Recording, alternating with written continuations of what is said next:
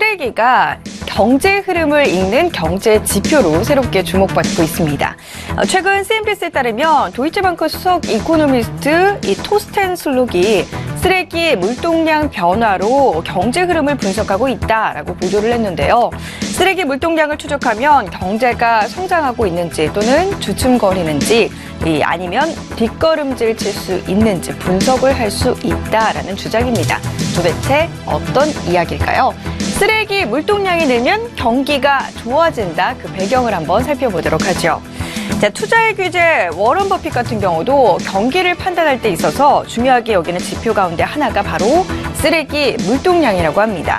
많은 물건을 사들이면 그만큼 쓰레기를 버리는 양 또한 늘어나겠죠. 이런 원리를 해서 물건을 사람들이 생활이 좋아지게 되면서 경제가 좋아지게 되면서 물건을 많이 사들이게 되고 그만큼 버리는 양도 늘어나면서 쓰레기가 늘어나는 것이다 라고 주장을 하고 있는 것인데요. 소비부터 건축까지 경제 활동이 전반적으로 활발해지면서 쓰레기가 많아진다는 것이 경기가 팽창하고 있다라는 것이고 이 소비부터 건축에 이르기까지 위축되면 쓰레기가 줄어들 것이고 이에 따라서 경기가 위축되고 있다라고 분석을 하는 것입니다. 1998년 이후에 미국 철도협회가 발표하는 이 폐기물 운송량 추이 같은 경우는 실제로 미국의 실질 GDP와 함께 동행 지표로 쓰이고 있는 상황인데요. 이 지표를 통해서도 한번 확인을 해볼까요? 자, 이 지표를 통해서 확인을 해보더라도 눈에 띄게 우리가 느껴볼 수가 있습니다. 지금 이 파란색 실선이 쓰레기 물동량의 증감률을 나타내고요. 이 빨간색 실선이 실질 이 국내 총생산 증감률을 나타내고 있습니다. 그래프를 쭉 살펴보게 되면 굉장히 동일하게 움직이고 있다라는 것을 우리가 이 표를 통해서도 확실히 확인을 해볼 수가 있죠. 올해 3분기 쓰레기 배출 증가율을 봤더니 지난해 마이너스에서 올해는 30%대로 크게 올랐습니다. 지난달 폐기물 운송량 증가율이 지금 25%에 가까운 수치인데요. 이 의미, 결국에 쓰레기 물동량이 증가했기 때문에 경기가 좋아지고 있다라는 뜻이겠죠. 자, 이 지표를 확인하기 위해서요. 미국의 제조업 지수 지표를 한번 비교를 해봤습니다. 실제로 미 경제 지표 가운데 하나인 ISM 제조업 지수 같은 경우도 미 경제가 성장하고 있음을 확인시켜줬는데요.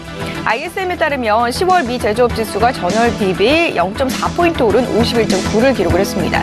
여기서 50보다 이상이면 경기 확장을, 50보다 이하면 경기 수축을 의미하는데 이번 달 발표되었던 그 10월 제조업 지표, 이 10월에 발표되었던 제조업 지수가 51.9를 기록했으니까 이는 경기가 확장되고 있다라고 결론을 내려볼 수가 있겠죠.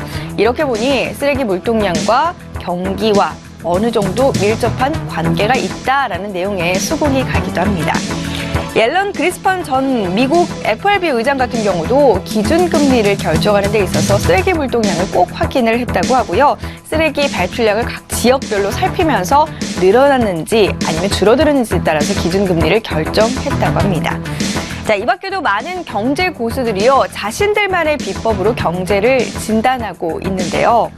티모시 가이트너 미 이 재무장관 같은 경우, 전미 재무장관 같은 경우는 60가지 경제 지표, 기본적인 60가지 경제 지표를 토대로 경기를 확인을 하고 더불어서 그랜드 피아노의 판매 추이까지 함께 확인을 한다고 합니다. 경기가 나쁠수록 고급 피아노가 덜 팔릴 것이다 라는 원리를 이용한 것이죠. 그리고 마이클 아이스너 월트 디즈니 회장을 지낸 이 회장 같은 경우에는 디즈니랜드 예약률과 함께 투자은행들의 전화 이 성향을 분석을 해서 경기 지표를 판단을 한다고 하는데요. 불황에는 투자은행들이 영업을 더 많이 해야 되니까 아무래도 영업 전화가 더 많이 오겠죠. 그런 원리를 이용해서 경기가 좋은지 나쁜지를 판단했다고 합니다.